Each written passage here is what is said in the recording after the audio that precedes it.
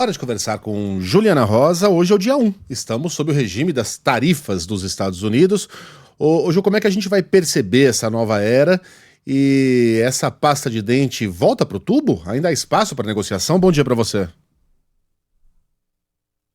Tá difícil, né, Megali? O espaço aí realmente está cada vez mais apertado. Bom dia para você, para Carla, para Roberta. Bom dia para os nossos ouvintes. O ambiente na economia é de muita apreensão, principalmente, obviamente, dos setores que ficaram fora da lista de exceções. Tinha uma esperança, né, como você falou, de colocar ainda pelo menos uma parte desse conteúdo aí da pasta de dente dentro do tubo, né, que era tentar incluir na lista de exceções mais setores. E ontem a gente falava aqui que a prisão domiciliar do ex-presidente Bolsonaro acabou enterrando a expectativa, e havia, inclusive ontem, durante todo o dia, uma apreensão grande de que houvesse ainda retaliações a mais de produtos ou em relação a sanções que pudessem se estender a ministros do Supremo Tribunal Federal, já que a motivação para o tarifaço americano não é econômica. A gente tem falado isso aqui,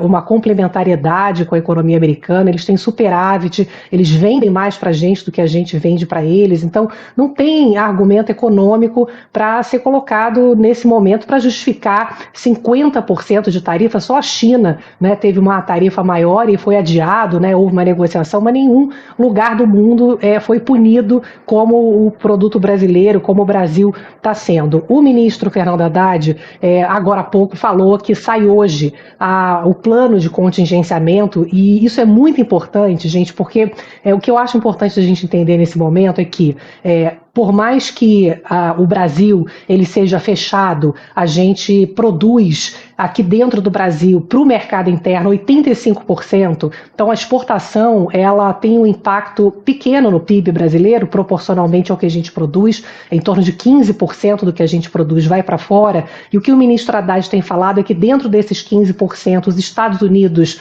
hoje são 12%, sendo que boa parte está na lista de exceções, uma parte ainda consegue encontrar outros mercados, e que o problema principal é pequeno, está em torno de 2% no final das contas, né, do que a gente produz. A questão é que esses 2% são questões avassaladoras, específicas de setores que podem quebrar, podem ter demissões em massa, porque estão concentrados muito em micro e pequenas empresas. A gente sabe que no Brasil são essas pequenas empresas que mais geram emprego, e acho que é importante a gente entender também uma questão que o custo do Brasil é muito alto, né? E a gente fica pensando, bom, mas se a indústria brasileira que hoje, principalmente essas pequenas que vendem muito para os Estados Unidos, deixarem de vender para lá, elas não podem vender para outros lugares, os industriais me falam, não, porque eles têm relações antigas, desde ali da década de 80, 90, antes da China, antes do ano 2000, né, quando a China